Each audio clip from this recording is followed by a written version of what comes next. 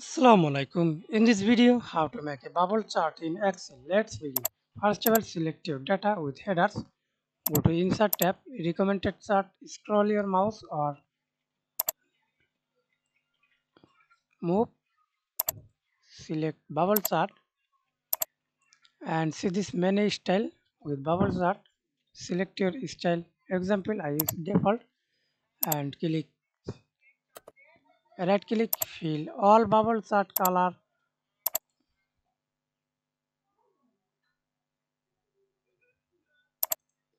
or single double right click fill again right click. Okay, right click add data labels, trend line, format labels, data series, and change bubble size.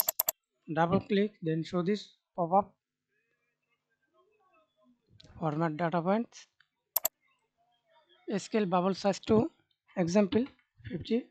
Press enter. See this result. Use default.